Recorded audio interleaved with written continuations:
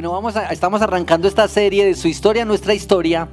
Y yo quiero rogarles, y perdonen la incomodidad, que leamos de pie Génesis 1 hasta el versículo 3 del capítulo 2, ¿sí? Entonces Génesis 1 y el comienzo del 2, porque quisiera que veamos esta obra de arte de la creación. Así es que leámoslo con entendimiento, despaciecito, clarito. Sigan ahí por favor la lectura, que ayuda más. Si tiene su Biblia, siempre recomendamos tener la Biblia de papel, que nos ayuda a que nos distraigamos menos con las pantallas y que le demos un descansito a las pantallas también. Pero ahí está, en las pantallas grandes está el texto también, por si ustedes necesitan. Entonces leemos, recuerden que en esta iglesia leemos en la lectura pública de la Biblia la Nueva Biblia de las Américas. Así es que vamos aquí adelante. Génesis capítulo 1 hasta el 2:3. En el principio, Dios creó los cielos y la tierra. La tierra estaba sin orden y vacía, y las tinieblas cubrían la superficie del abismo, y el Espíritu de Dios se movía sobre la superficie de las aguas. Entonces dijo Dios: sea la luz, y hubo luz. Dios vio que la luz era buena, y Dios separó la luz de las tinieblas. Y Dios llamó a la luz día, y a las tinieblas llamó noche. Y fue la tarde y fue la mañana un día. Entonces dijo Dios: haya expansión en medio de las aguas, y separe las aguas de las aguas. Dios hizo la expansión y separó las aguas que estaban debajo de la expansión de las aguas que estaban sobre la expansión. Y así fue. Y Dios llamó a la expansión cielos. Y fue la tarde y fue la mañana el segundo día. Entonces dijo Dios: júntense en un lugar las aguas que están debajo de los cielos, y que aparezca lo seco. Y así fue.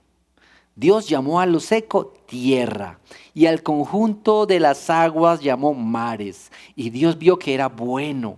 Entonces dijo Dios: produzca la tierra vegetación, hierbas que den semilla, y árboles frutales que den su fruto con sus semillas sobre la tierra según su especie. Y así fue. Y produjo la tierra vegetación, hierbas que dan semilla según su especie, y árboles que dan su fruto con semilla según su especie. Y Dios vio que era bueno, y fue la tarde y fue la mañana, el tercer día. Entonces dijo Dios: haya lumbreras en la expansión de los cielos para separar el día de la noche, y sean para señales y para estaciones y para días y para años, y sean por luminarias en la expansión de los cielos para alumbrar sobre la tierra. Y así fue. Dios hizo las dos grandes lumbreras, la lumbrera mayor para dominar el día y la lumbrera menor para dominio de la noche. Hizo también las estrellas. Dios las puso en la expansión de los cielos para alumbrar sobre la tierra, y para dominar el día y la noche, y para separar la luz de las tinieblas. Y Dios vio que era bueno, y fue la tarde y fue la mañana el cuarto día. Entonces dijo Dios: llénense las aguas de multitudes de seres vivientes, y vuelen las aves sobre la tierra en la abierta expansión de los cielos. Y Dios creó los grandes monstruos marinos y todo ser viviente que se mueve, de los cuales, según su especie, están llenas las aguas, y toda ave según su especie. Y vio Dios que era bueno. Dios los bendijo diciendo: sean fecundos y multiplíquense, y llenen las aguas en los mares, y multiplíquense las aves en la tierra. Y fue la tarde y fue la mañana el quinto día. Entonces dijo Dios: produzca la tierra seres vivientes según su especie, ganado, reptiles y animales de la tierra según su especie. Y así fue. Dios hizo las bestias de la tierra según su especie, y el ganado según su especie, y todo lo que se arrastra sobre la tierra según su especie. Y Dios vio que era bueno. Y dijo Dios: hagamos al hombre a nuestra imagen, conforme a nuestra semejanza, y ejerza dominio sobre los peces del mar, sobre las aves del cielo, sobre los ganados, sobre toda la tierra, y sobre todo reptil que se arrastra sobre la tierra. Dios creó al hombre a imagen suya.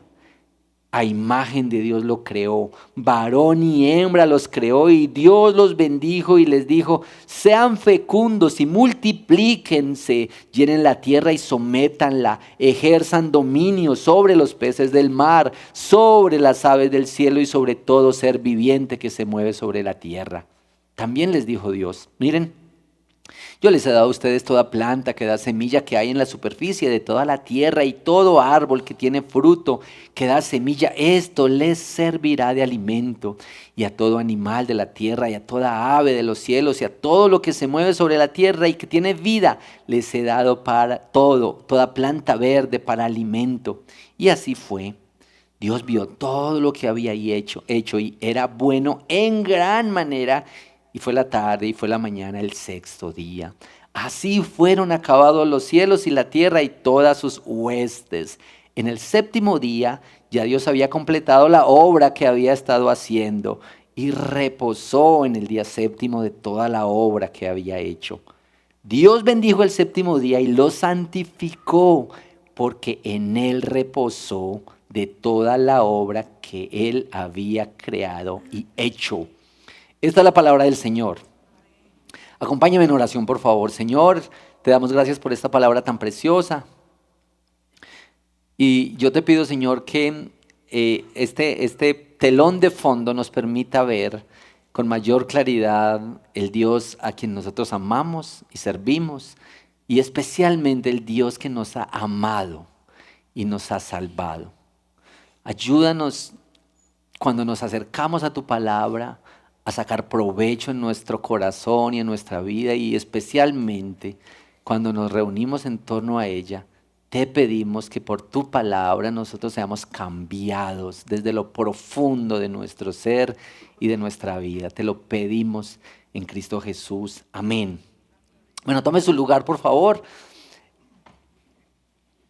Este Génesis tiene 50 capítulos. Es bastante largo, ¿cierto? Así es que voy a hacer una visión panorámica de este primer libro de la Biblia, recordando que la idea es que le hagamos este mismo recorrido a todos los libros de la Biblia para que veamos cómo la historia de Dios está reflejada en cada página y en cada detalle de la Biblia, y cómo esa historia tiene que ver con nosotros aquí y ahora. Su historia, que es nuestra historia. Cuando uno mira Génesis, ¿qué le pone de título a Génesis? Con tanta variedad de cosas. Entonces, bueno, leyendo y reflexionando cositas, yo di con este título a ver si nos recoge algo de idea de lo que es Génesis. Por ahí está en el slide, ¿cierto? Génesis, miren ahí, Génesis, generación, degeneración y regeneración. Parece que hay un ciclos en Génesis de esto, de generación, de crear, de cosas nuevas, origen, degeneración del mal, el pecado, la entrada del mal, del pecado, la caída y todos sus efectos, pero también regeneración, especialmente el anuncio en Génesis, porque realmente de Génesis hasta Apocalipsis lo que se teje es la historia de la definitiva regeneración después de la caída. Entonces ahí está un poquito como panorama, vemos como panorama con estas palabras y vamos acercándonos así. ¿Cómo les parece este Dios que se ve en Génesis? Un Dios que crea así, que hace así, un Dios que actúa así.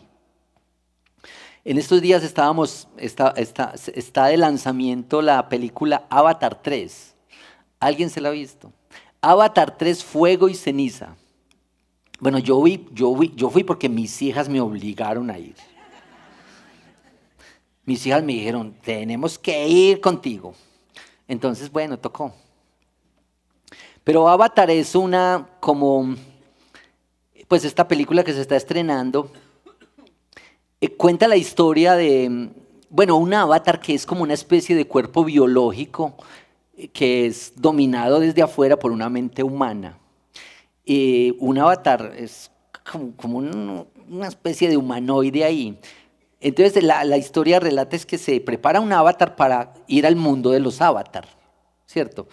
el planeta donde habitan ellos se llama Pandora. Y bueno, Pandora tiene muchas cositas ese planeta. Allá viven los Na'vi, que son los Avatar, y allá se infiltra un humano y vive allá, se relaciona con ellos y se enamora y todo eso es la historia.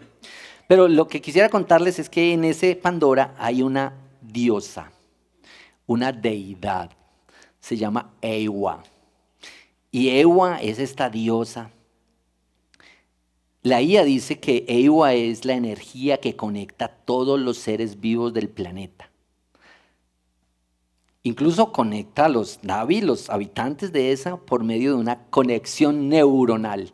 Más o menos como una trencita aquí y se pone a la tierra y ahí todo brilla. Una cosa hermosa.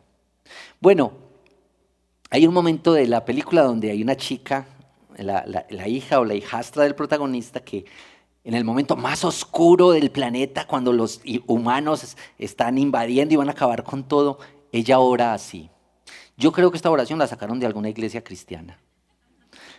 Gran Madre, sálvanos, te lo suplico. El pueblo agoniza. Estoy llamando a la Madre Guerrera. Eres nuestra única esperanza. Bueno, ¿cómo les parece esta oración? Y bueno, y se va desarrollando pues la trama. No les digo más para que los que no han visto la película no se les spoilee.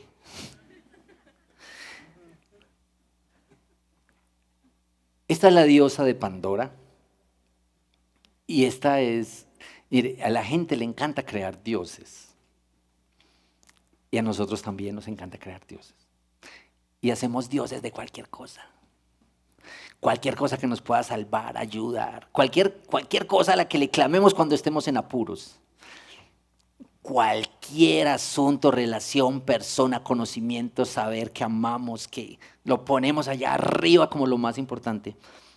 Este es Dios. Pero el tema de la adoración a la tierra y a la naturaleza es una tremenda tendencia. Dicen que esta historia se cuenta como en el 2150.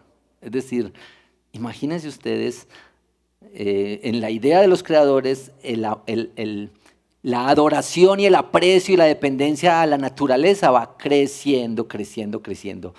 En este momento ya uno ve mucha gente que abraza los árboles y todo eso, y toman la energía de ahí, pero hay una tendencia creciente a amar la creación en lugar de amar y servir y adorar al Creador. Bueno, ¿cuál es el Dios que nos muestra Génesis? Esto es una buena pregunta, porque yo quisiera que al final de esta predicación usted pueda decir, hombre, el Dios que yo le vengo a cantar aquí el domingo, sí es más o menos ese Dios. Al Dios en el que yo medito, el Dios que yo amo, al que le hablo en semana, ese sí es ese Dios, ese sí es ese Dios que se describe ahí. Entonces esto es que pensemos un poquito en este tema del Dios que se presenta aquí y qué es lo que Génesis nos quiere contar, que abre toda la Sagrada Escritura, que abre el Pentateuco y que nos cuenta las cosas, las primeras cosas, la primera vez que algo ocurre está en Génesis. El primer pecado está en Génesis. La primera solución al pecado está en Génesis. El anuncio de la salvación está aquí en Génesis. Hay que decir, antes de mostrarles un bosquejito sencillo, que Génesis es un escrito que los teólogos dicen es antimito. Es decir, procura que al describir la historia de la creación, así como Dios la hace, se eliminen las demás ideas sobre el origen. Y ustedes saben que hay bastantes ideas sobre el origen. Aquí y allá en Mesopotamia, allá cuando fue escrito el Génesis. Hay muchas ideas sobre el origen del universo, de dónde viene, qué pasó aquí, ¿cierto? Entonces, incluso el relato de Génesis incluye pensar en el antimito de la evolución. Porque el naturalismo, la idea de la evolución dice que la naturaleza se crea a sí misma y que la gran complejidad de la creación es fruto del azar. Imagínense ustedes, Alguien ha dicho un poquito en tono de burla que pensar que el ser humano y la naturaleza es fruto del azar es como creer que en la explosión de una imprenta salga un diccionario. Bueno, esto es todavía más inverosímil. Bueno, Génesis capítulo 1, ¿cómo lo leímos? Si ustedes lo notaron, Génesis no arranca explicando quién es Dios ni de dónde salió Dios. ¿Les han hecho esa preguntita a ustedes? ¿Y quién es Dios y de dónde salió? A mí me la hizo mi sobrinito de 6 años, porque 6 años es la edad de los preguntones. Alístense. Y entonces le hace a uno la preguntita, el niño de 6 años, ¿quién hizo a Dios? ¿De dónde salió Dios? Y entonces uno se pregunta, ¿cómo le digo a este muchacho sin herirlo que yo tampoco sé? Es que ¿de dónde viene Dios o de dónde sale Dios? Digamos, es eternidad. Ahorita les voy a hablar un poquito más de esta característica de Dios que es eterno. Génesis no empieza a explicar de dónde viene Dios, cómo se hace Dios, cómo se forma, sino que empieza a explicar que Dios estaba ahí y Él es el originador de las cosas, que ya estaba ahí. Entonces este Dios, esa primera cosa importante acerca de Dios, no tenemos nada sobre el origen, es antes de la nada, cuando no había nada, cuando no había ni carros, ni celulares, cuando no había pecado, cuando no había problemas, cuando no había nada, Dios ya estaba ahí. Si a uno le dicen piense en que no hay nada, piense en la nada, ¿usted qué piensa? Es muy difícil porque uno empieza a pensar en la nada, entonces como que una oscuridad o alguna cosa y ya está pensando en algo. Muy difícil el término de la nada. Pero ¿cómo explicamos que Dios es radicalmente distinto a nosotros? Que nosotros nos movemos en un inicio, un final, en un espacio, en unos tiempos, pero Dios no es así. Dios no es así, es radicalmente distinto a nosotros. Eso como que nos vuela la cabeza de un ser así. Moisés, el mismo Moisés que escribe el Pentateuco, escribe varios de los salmos más adelante. Y Moisés en el Salmo 92 dice estas palabritas tan sencillas y tan contundentes. Antes del mundo, tú eres Dios. Qué profunda verdad. Antes del mundo, tú eres Dios. Este es el Dios. Ver a Dios como se describe en Génesis resulta esencial para una cosmovisión bíblica. Si uno cree y acepta el Dios de Génesis, el Dios que crea así, que hace eso, pues no va a tener problemas para creer más adelante en cosas como que María resultó embarazada por la obra del Espíritu Santo. O sea, si usted cree en este Dios de Génesis, ¿cómo le va a costar creer que María resultó embarazada por la obra del Espíritu Santo? ¿Cierto? Es decir, la fe de Génesis, la fe del Dios que es así, la fe del Creador que es así, te va a ayudar a entender, a estructurar una cosmovisión bíblica de cómo Dios actúa en la obra y todo lo que pasa en la historia, Dios cómo se mueve, Dios que gobierna sobre la naturaleza, sobre los terremotos, sobre los abismos, el Dios que gobierna sobre el fuego, el Dios que tiene toda la autoridad. Es esencial creer y aceptar este Dios de la creación. Entonces, en este panorama, que de hecho siempre animarlos para que ustedes en la semana lean el libro de la Biblia de la semana. Hoy, mañana arranca Éxodo. Si ustedes leen esta semana el libro de Éxodo, a mí me ayuda mucho últimamente ponerlos en audio Biblia, que por cierto en la Nueva Biblia de las Américas, el audio de YouVersion es la voz del pastor Diego. Entonces, los que extrañan al pastor Diego, escúchenlo ahí. En YouVersion, en la Nueva Biblia de las Américas. En la pandemia él hizo ese trabajo con Poema y toda la Biblia está con su voz en la Nueva Biblia de las Américas. Bueno, Por favor, pongámosle esta semana interés, cuidado, lectura, audio al libro de Éxodo, porque el domingo habrá predicación sobre ese libro. Pero bueno, aquí está, entonces volvamos aquí. 50 capítulos sobre el Dios que está presente en la generación de todo, en la degeneración, en el ciclo de degeneración y en la regeneración. Como en la creación, en la caída y en lo nuevo y en lo perfecto. De eso se trata el libro de Génesis. Entonces, en este panorama muy breve, muy sencillo, voy a tocar solamente estos tres punticos. Dios es. Segundo, Dios hace. Y tercero, Dios salva. Después de eso, les voy a invitar para que tomemos una reflexión profunda sobre este Dios que es así y cómo le respondemos nosotros. Listo. Entonces, número uno, Dios es. La Biblia habla de comienzo a fin de los atributos de Dios. Y podemos ver muchísimos atributos, su omnisciencia, su omnipotencia, su sabiduría, su amor, su gracia. Pero voy a mencionar solamente dos de estas características de dioses para efectos de este texto de Génesis.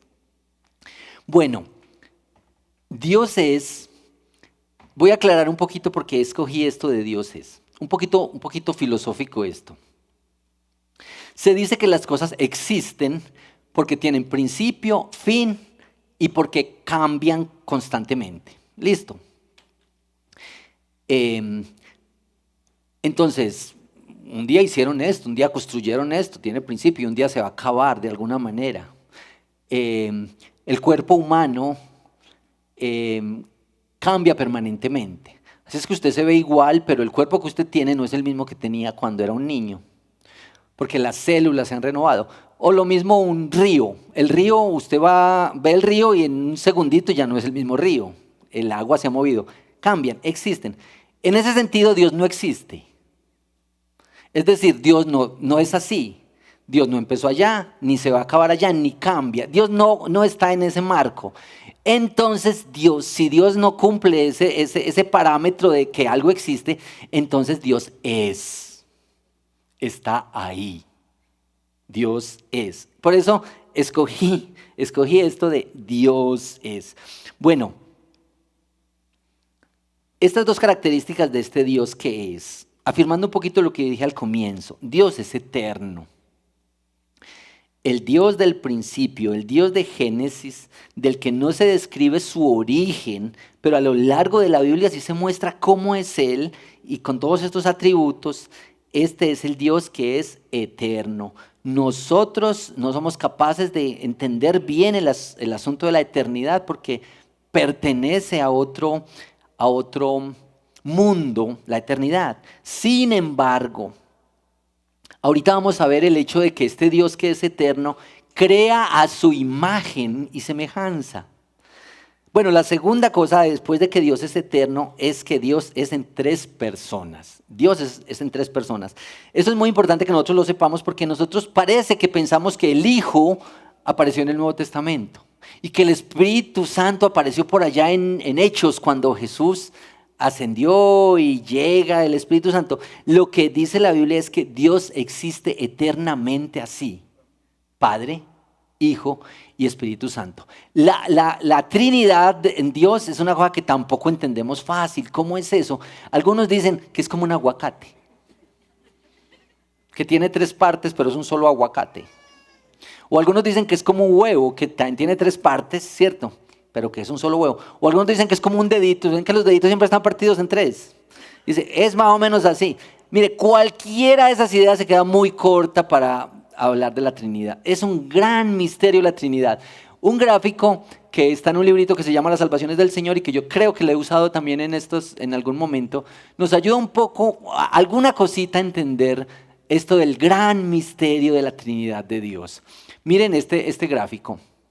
Dios está ahí en el centro y en los extremos, arriba está Padre, a la izquierda mía está Hijo y está Espíritu Santo. Las tres personas son Dios, pero las tres personas son diferentes. El Espíritu Santo es Dios, pero el Espíritu Santo no es el Padre. El Padre es Dios, pero el Padre no es el Hijo, ni tampoco es el Espíritu Santo. El Hijo es Dios, pero el Hijo no es el Espíritu Santo, ni el Hijo es el Padre. Son Dios y son tres personas. Quizá uno de los textos donde más claro se ve la Trinidad es cuando Jesús fue bautizado. Recuerden, Jesús fue bautizado por Juan y cuando Jesús estaba siendo bautizado, lo que dice el texto es que Jesús está entrando al agua y se oye una voz del cielo que dice, este es mi Hijo amado, y el texto dice que descendió el Espíritu Santo como en forma de paloma. Ahí está. Este es el Dios así. Ahora, si usted no lo entiende muy bien, tranquilo que yo tampoco. Pero este es el gran misterio de Dios, que es así. Ahora, nosotros no necesitamos entender perfectamente a Dios para amarlo, creerlo, seguirlo, servirlo, conocerlo, tenerlo. O usted cuando se montó al avión en vacaciones, conocía mucho ese avión. Sabía quién era el piloto. Entonces uno se monta al avión y dice, Señor, yo no entiendo muy bien cómo funciona esto. Pero esto es. No necesitamos entender perfectamente cómo funciona el misterio de la Trinidad y de Dios así. Pero este es el Dios que gobierna así. Ahora, a lo largo de la Biblia vemos a este Dios que actúa así, trinitario, es un Dios que actúa así. Bueno, hasta ahí Dios es. Lean más, conozcan más, vean más sobre Dios cómo es. Hace unos días tuvimos una serie de predicaciones aquí y usamos varios textos para el asunto de conocer a Dios. Este librito yo lo recomiendo mucho, se llama Conocer a Dios de J.I. Packer y habla acerca bueno, primero dice es una aventura tratar de conocer a Dios, porque es como una hormiguita tratando de conocer al gran creador. Pero lo que de Dios se conoce, lo que se ha revelado, lo que se ha mostrado, nosotros podemos entender muchísimas cosas. Bueno, Dios es. Segundo, Dios hace. Lo que vemos aquí es que Dios hace. ¿Cómo les pareció esta lectura de Génesis 1? Y vieron este énfasis en vio lo que había hecho. En cada momento, cada día, y él dice, vio lo que había hecho y era muy bueno. Como ver la creación, como ver como la complacencia en la creación, como el gozo de haber creado. Era bueno y era bueno. Después dice, bueno en gran manera. Miren, hermanos, ¿saben por qué es tan importante ver la creación de Dios para ver a Dios? Es porque la creación es como la carta de presentación de Dios. Es como que la creación habla de quién es Él y cómo es Él, cómo es su grandeza, su naturaleza, cómo Él actúa cuando Él crea y cuando Él rescata y salva. Eso dice cómo es Él, cómo es Dios. Así es que a menudo en la Escritura la creación está revelando a Dios. De hecho, el Salmo 19 lo dice así, el que la creación muestra, anuncia cómo es Dios. También al final de Job, los últimos capítulos muestran este Dios de la creación. Y bueno, el Salmo 104 que vimos tan bella y tan poéticamente en los cantos esta mañana, es una poesía sobre el Dios que ha creado las cosas, el Dios que gobierna todo, el Dios que tiene control sobre detalles, sobre todos los detalles de la vida, sobre las cosas pequeñas y las cosas grandes. Esto es extraordinario. Mire que esto de que la afirmación de que Dios es creador se presenta como un argumento contundente contra los demás dioses. Este texto que me pareció tan curioso, pues muy hermoso para los propósitos de este sermón. Jeremías 10:11, el Señor, el profeta está hablando de parte del Señor. Miren pues Jeremías 10:11, apúntenlo ahí. Y dice así, los dioses que no hicieron los cielos ni la tierra, que se desaparezcan. ¿Cómo le parece? Aquí hay una tremenda ironía, dice Theo Donner. Señores, Si quieren ser dioses, que hagan su propio universo. Este lo hice yo y aquí mando yo. Pues si quieren dioses, quieren gobernar, quieren ser dioses, pues que hagan su mundo, hagan su propio universo. Tan imponente esto. Este lo hice yo, el único Dios aquí soy yo. La creación como revelación de quién es Él. ¿Quién es el Señor soberano?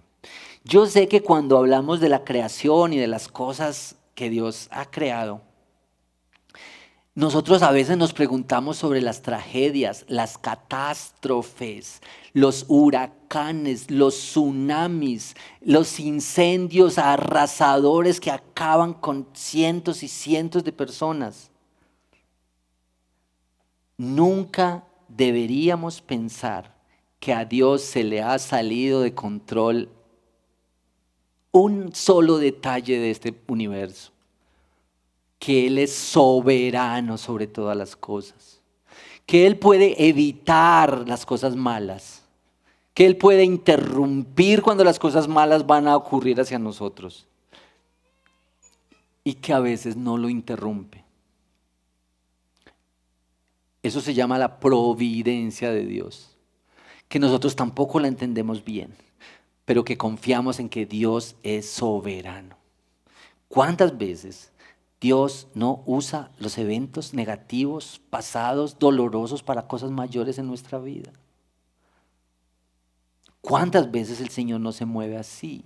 Este es un Dios que es poderoso y que es providencial, porque no podemos decir que en la maldad, que en las cosas feas que ocurren, entonces Dios ha perdido el control. Dios no es así. Bueno,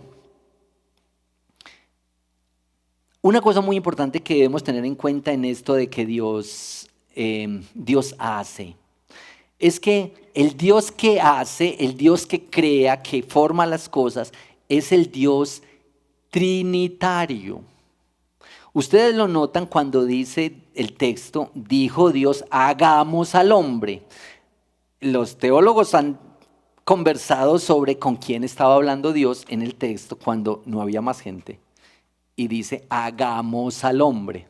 Dice, con los ángeles, si los ángeles no tienen la posibilidad de crear.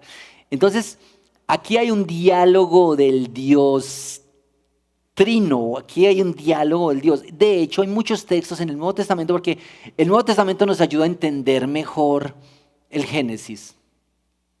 Por ejemplo, Colosenses 1, 16 y 17. Ese textico sí quiero que lo leamos juntos. Colosenses 1, 16 y 17. Mire, Pablo está explicándole esto a la iglesia de Colosa. Escuchen bien.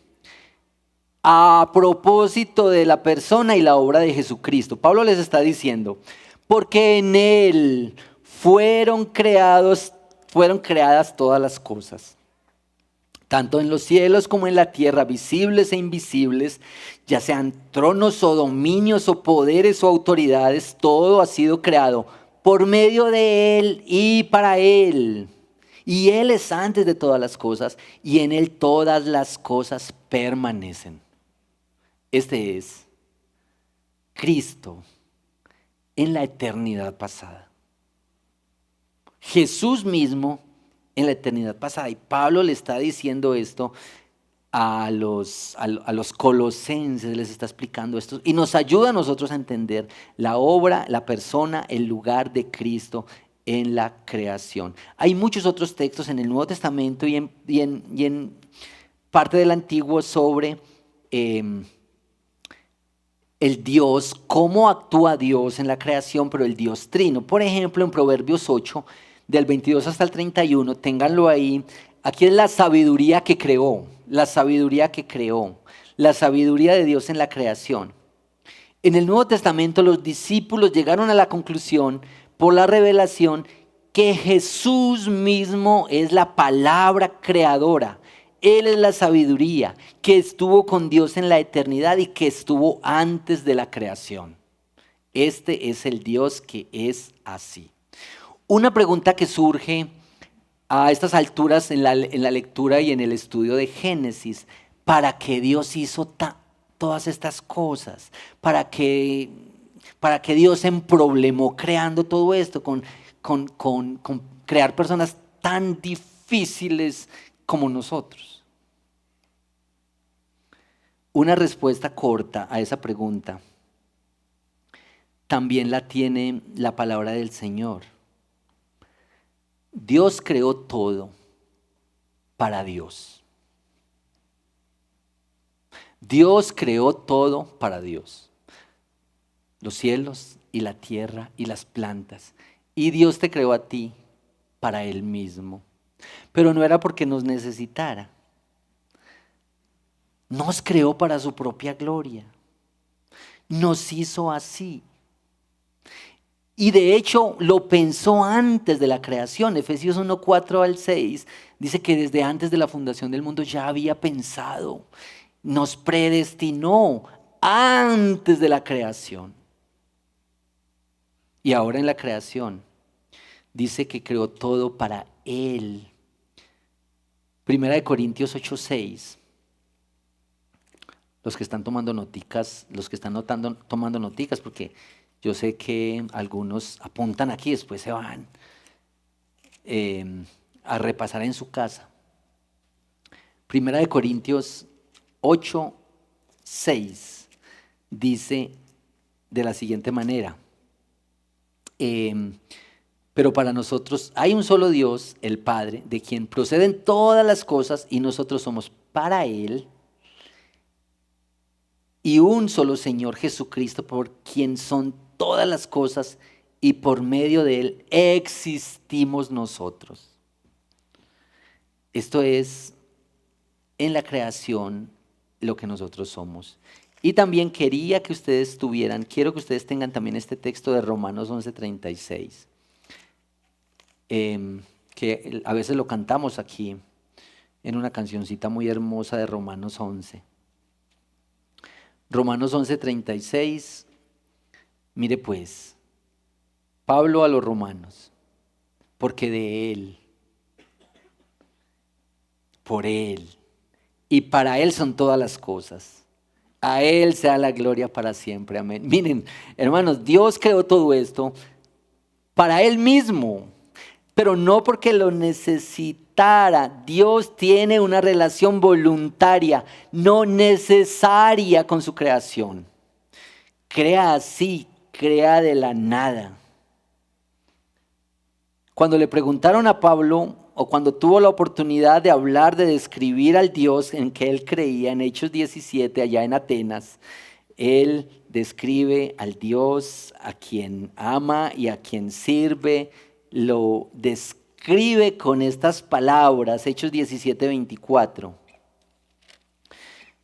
En el ambiente más académico, más elevado, de reflexión, Pablo les dice esto en Atenas.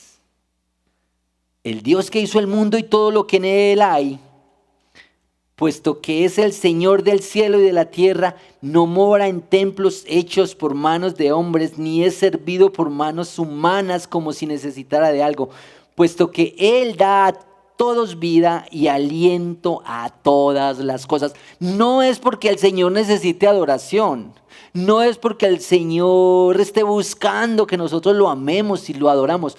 Hermanos, nosotros venimos al culto y adoramos y cantamos y nos humillamos y escuchamos la palabra por nosotros. Porque lo necesitamos a Él.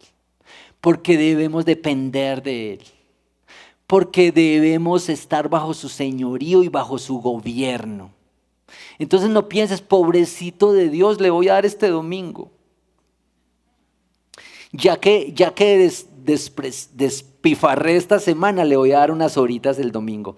No, hermano, el Señor no es así. El Señor es grande, soberano, glorioso y no necesita esto. Pero ¿saben qué? También dice la Biblia que se deleita y se complace en las alabanzas de su pueblo.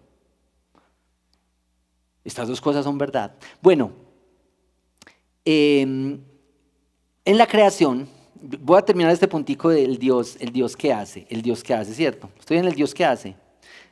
El, el Dios, el Dios que hace, así como ustedes lo vieron aquí, crea la naturaleza y crea todo, pero crea al hombre como la corona de la creación. Y yo he dicho muchas veces esto en las predicaciones, pero déjeme repetirlo para que lo tengamos ahí. Cuando Dios dice que vamos a hacer al hombre a nuestra imagen y semejanza, tengan en cuenta, hermanos, que las mascoticas que uno tanto ama no son iguales a las personas. Las personas, usted y las personas, usted y los vecinos con los que se lleva mal, usted y las personas que le han hecho daño, usted y las personas que usted quizá desprecia más, tienen la misma naturaleza de la imagen de Dios. Cuando Dios nos hizo, puso la impronta de imagen de Dios. Y eso es tres cosas, tener la imagen de Dios. Que somos personas, tenemos personalidad, tenemos emociones, que somos representantes, como cuando Dios le dijo a Adán que le pusiera el nombre a los animales. Este era representante de Dios. Y tercero, que nosotros vivimos en relaciones. Así como Dios se relaciona con el Padre, con el Hijo y con el Espíritu Santo, nosotros podemos vivir en relaciones. Y hay que decir aquí pues que vivir en relaciones es un poquito difícil, ¿sí o no? Sobre todo cuando uno es tan difícil. Solamente los seres humanos, hombres y mujeres creados a imagen de Dios, tenemos esas características.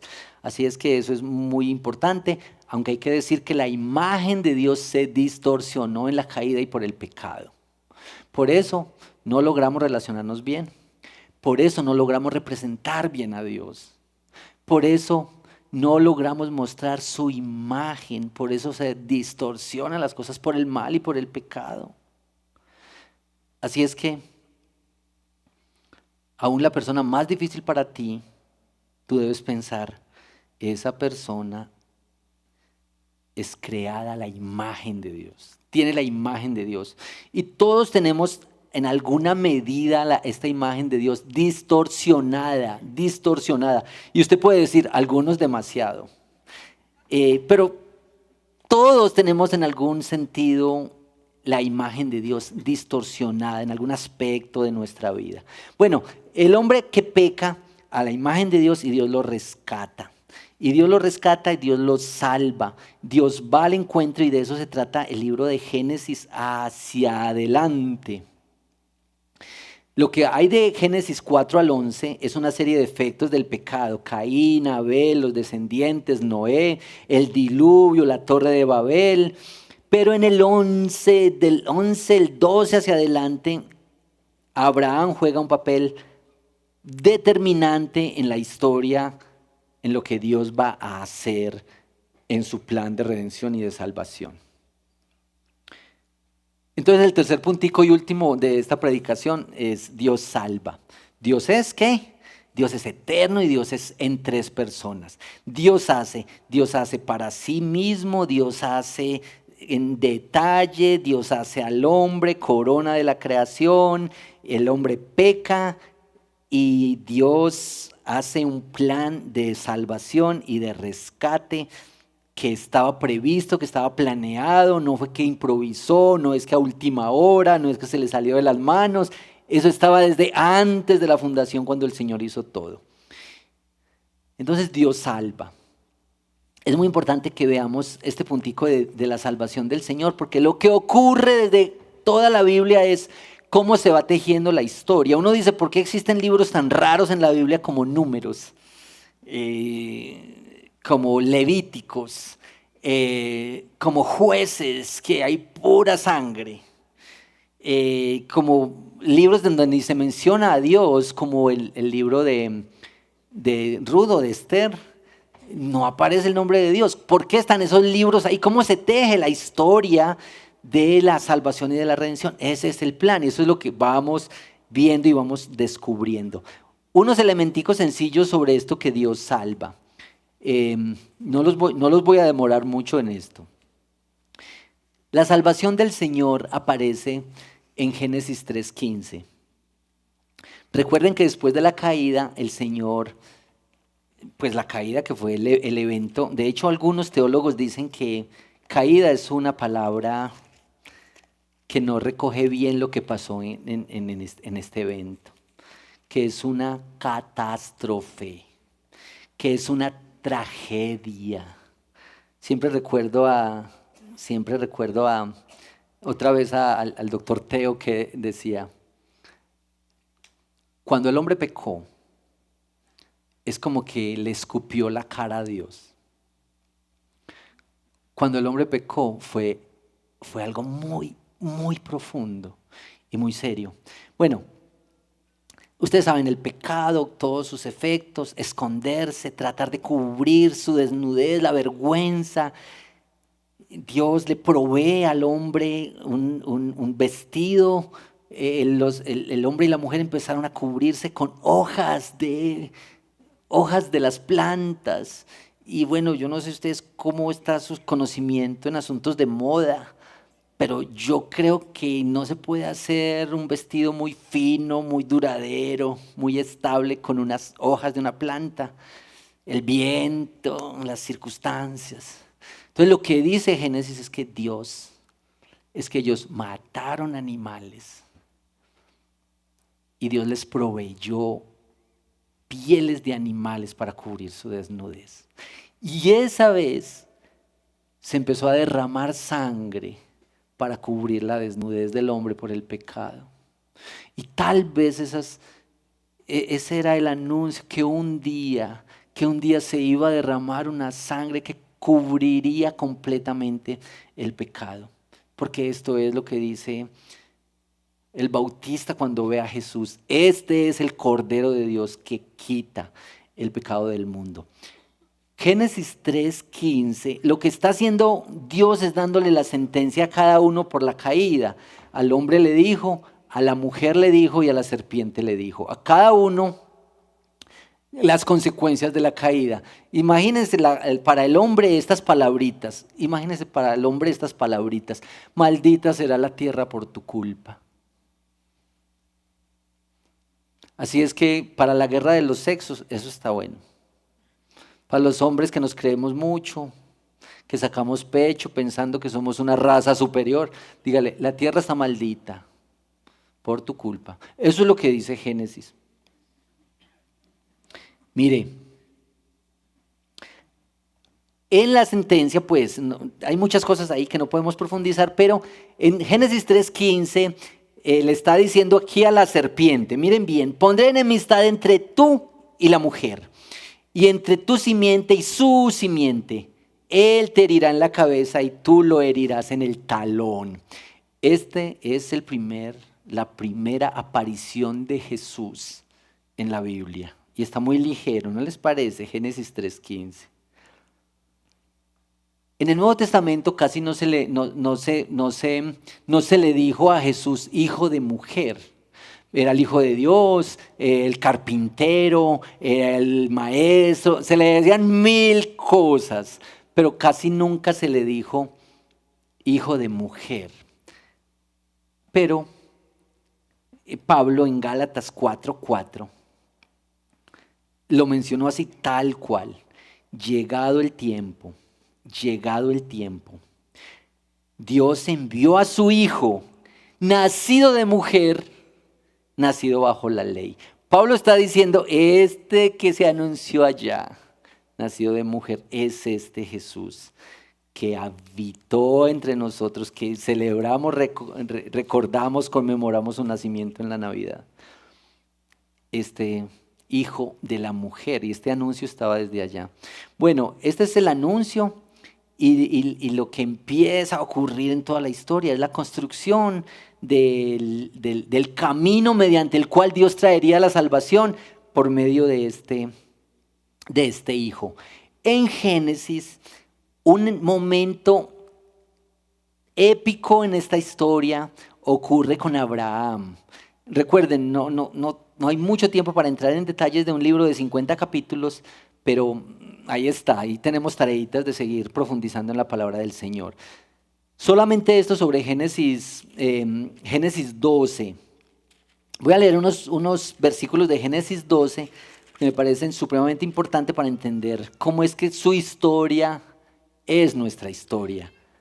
Y el Señor dijo a Abraham: vete de tu tierra, de entre tus parientes y de la casa de tu padre a la tierra que yo te mostraré. Haré de ti una nación grande y te bendeciré, engrandeceré tu nombre y serás bendición. Bendeciré a los que te bendigan y al que te maldiga maldeciré. En ti serán benditas todas las familias de la tierra. Y este sigue el relato. Después de Abraham, Isaac, recuerden Isaac, el pedido de sacrificar a Isaac. Después de Isaac, Jacob y Esaú, ¿recuerdan? Jacob, el engañador. Pero la línea sigue con Jacob, el engañador. Y uno dice, pero Dios es así. Los hijos de Jacob, que empiezan a pelearse, que discriminan y no quieren a su hermano menor, a José, que lo quieren vender. Bueno, lo quieren matar realmente, pero uno de ellos interviene un poco para que lo vendan para Egipto. Génesis termina con la muerte de José y termina con todo este pueblo, la familia de José yendo a Egipto, porque en Egipto había comidita y en Canaán estaban en los rines. Y entonces ellos llegan allá y allá se conforma este pueblo y ahí arranca Éxodo. Listo. Pero es muy importante el datico de cómo Dios arranca su promesa, anuncia su promesa con Abraham y el lugar de la familia, y el lugar del pueblo, y el lugar de la comunión y la comunidad.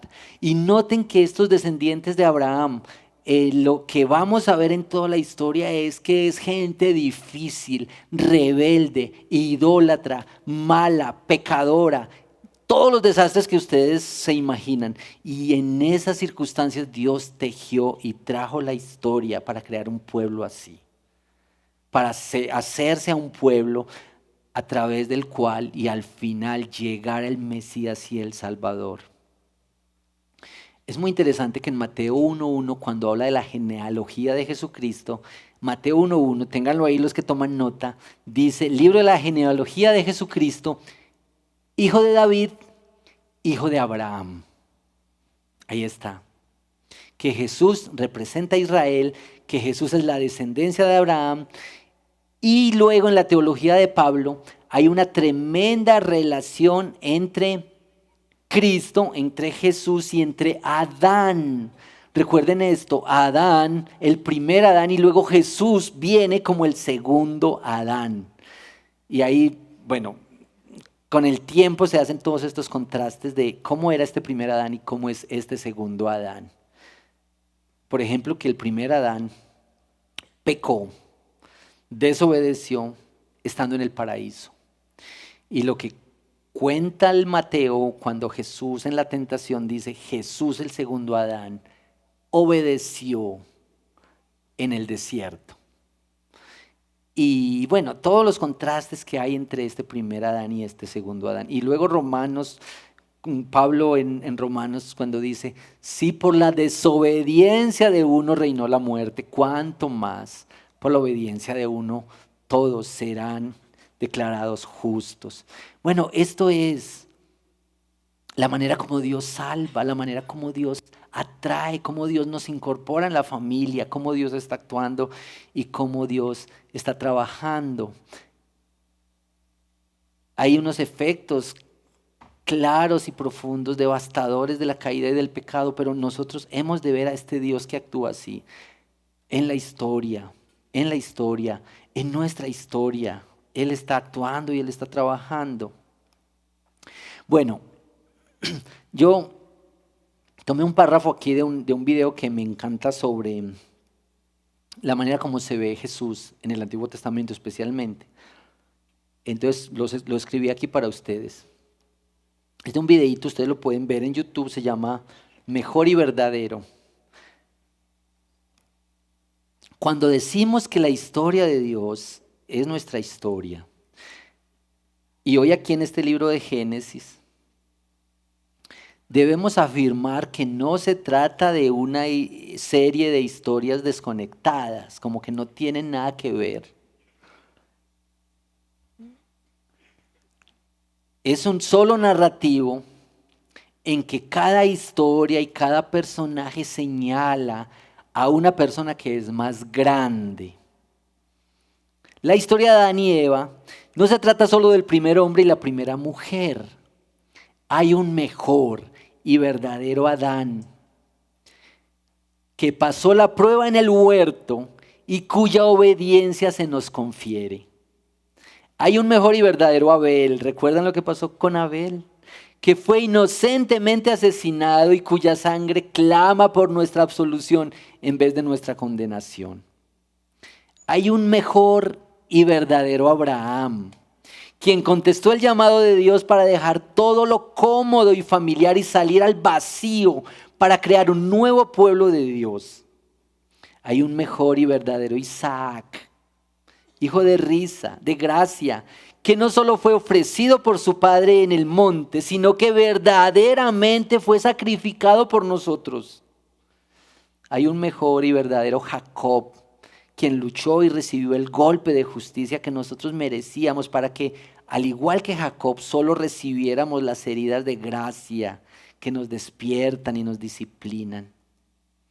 Hay un mejor y verdadero José, quien a la diestra del rey perdona a los que le traicionaron y vendieron y que usa su nuevo poder para salvarnos. La historia en Génesis se trata de una narrativa que señala a Jesús, nuestro Salvador, que es mejor y verdadero.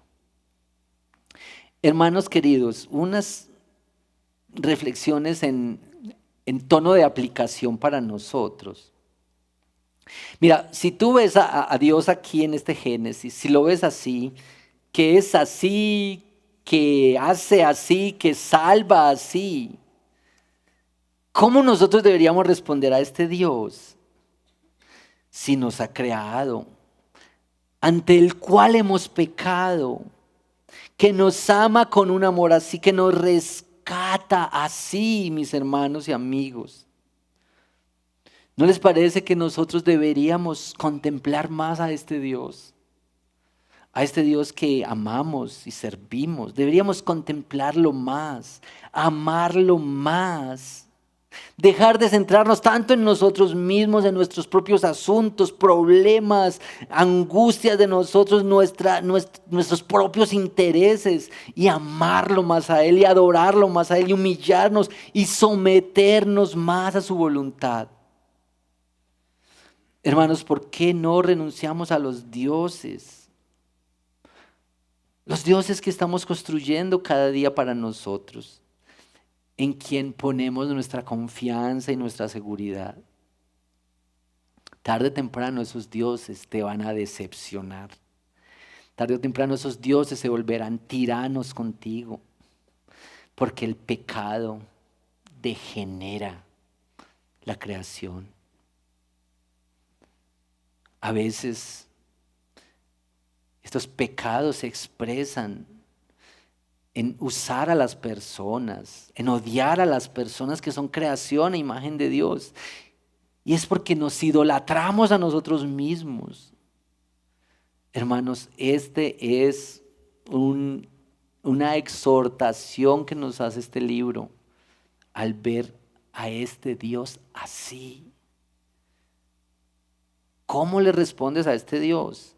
Mire, a comienzo de año que uno se hace muchos propósitos y listaditos. ¿Ustedes tienen su listadito de propósitos este año? En este año todo el mundo el comienzo del año todo el mundo se propone ir al gimnasio y aprender inglés. Eso dura por ahí hasta febrero. Ustedes se inscribieron ya en los cursos de inglés y al gimnasio, me imagino. Yo en la mañana dije en la predicación, no se hagan esos propósitos tan bobos. No son bobos esos propósitos. Hay que aprender inglés y hay que ir al gimnasio. Y le dije a los hermanos que iba a corregir eso en esta predicación. Pero miren que Pablo dice, pues para los que les gusta mucho el deporte, el ejercicio, Pablo dice, ejercítate para la piedad.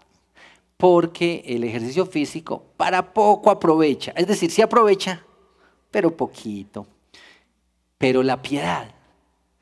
¿Y cómo se ejercita uno en la piedad? Porque la piedad es amar a Dios, conocer a Dios, vivir para Dios, obedecer a Dios, caminar con Él.